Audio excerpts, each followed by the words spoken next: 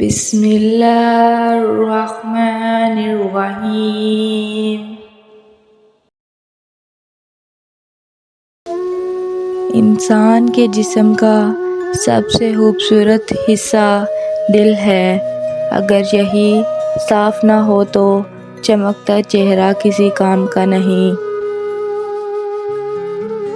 حضرت علی نے فرمایا، خدا کو ناراض کر کے لوگوں کو راضی نہ کرو، کیونکہ لوگوں کے بدلے دوسرے لوگ مل سکتے ہیں مگر خدا کے بدلے دوسرا خدا نہیں مل سکتا۔ حضرت علی فرماتے ہیں کہ دوستی اور محبت ان سے کرو جو نبھانا جانتے ہوں، نفرت ان سے کرو جو بلانا جانتے ہوں، اور غصہ ان سے جو منانا جانتے ہوں۔